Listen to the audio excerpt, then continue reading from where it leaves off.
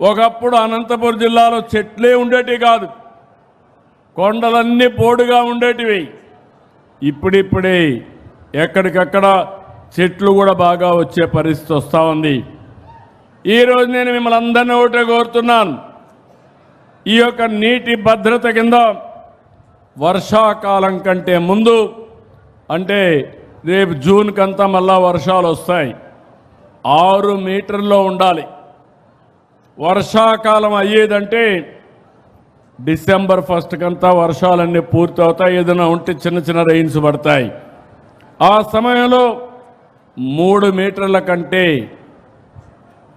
తక్కువగా ఉండాలి. ఇది కానీ మనం మెయింటైన్ చేయగలిగితే ఇంకా ఈ రాష్ట్రానికి నీటి ఎద్దడి ఉండదు. ఇంకో పక్కన మీరందరూ గుర్తుపెట్టుకోవాల్సింది, పోయిన సంవత్సరం కంటే భూమిలో నీరు 25 టీఎంసీ పెరిగింది. చాలామంది ఆలోచిస్తూ ఉంటాం, భూమిలో నీళ్లు ఇంకితే లాభం ఏంటని. రిజర్వాయర్లో నీళ్లు ఉంటాయి, ఎక్కడికక్కడ కాలువలో తీసుకొస్తాం. భూమిలో నీళ్లు ఉంటాయి, అక్కడే బోరేసుకుని ఆ నీళ్లు కూడా లిఫ్ట్ చేసుకునే పరిస్థితి వస్తుంది. ఈరోజు ఇంకొక విషయం మీరు గుర్తుపెట్టుకోవాలి, నీళ్లు అనేది ఎక్కడి నుంచి వస్తున్నాయంటే శ్రీశైలం నుంచి అనేక పంపులు పెట్టి, మల్యాల్లో పంపు పెట్టి, అక్కడి నుంచి పంపులు నెంబర్ ఆఫ్ పంప్స్ పెట్టి తీసుకొస్తున్నాం. ఈ ప్రాంతానికి హెచ్ఎల్సి కూడా ఉంది. దానివల్ల కొంతవరకు నీళ్లు, అది కూడా తుంగభద్రలో కొన్ని సమస్యలు వచ్చాయి. ఈ సంవత్సరం ఆ గేట్లను కూడా రిపేర్ చేస్తున్నాం.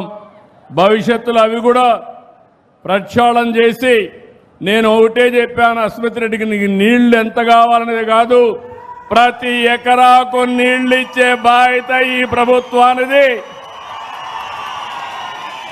ఉపయోగించుకునే బాధ్యత మీది. ఇప్పుడు కూడా యాడికి మండలం వెనుకబడింది, ఆ యాడికి మండలాన్ని సస్యశ్యామలం చేసే బాధ్యత, పూర్తిగా నీళ్లు ఇచ్చే బాధ్యత ప్రభుత్వం తీసుకుంటాం.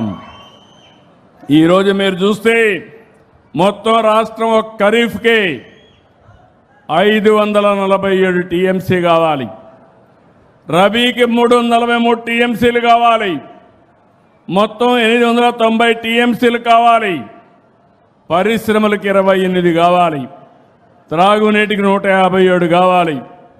మొత్తం మీరు ఒకసారి చూస్తే 1300 టీఎంసీ నీళ్లు కావాలి. వర్షం ద్వారా నీళ్లు వస్తాయి, పై నుంచి వర్షాలు పడితే నదుల ద్వారా నీళ్లు వస్తాయి. ఈరోజు మీరందరూ గుర్తుపెట్టుకోవాల్సింది, ఈ సంవత్సరం 74 టీఎంసీ నీళ్లు అనంతపురం తీసుకొచ్చామంటే,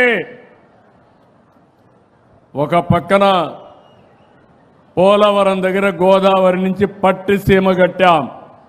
పట్టిసీమలో నీళ్లు లిఫ్ట్ చేసి నేరుగా కృష్ణా డెల్టాకు తీసుకొచ్చాం.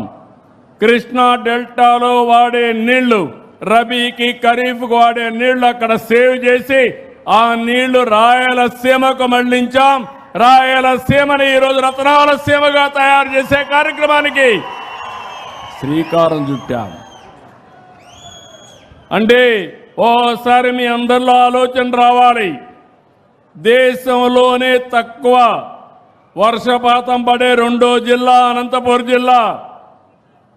అలాంటి జిల్లా ఈరోజు తెలుగుదేశం పార్టీ చూపించిన చొరవ, ఎన్డీఏ చేసే కార్యక్రమాలతో దేశంలోనే ఎక్కువ పళ్ళు కూరగాయలు పండించి ఒక సంపన్నమైన జిల్లాగా అనంతపురం జిల్లా తయారు చేసే బాధ్యత ఈ ప్రభుత్వం తీసుకుంటాం.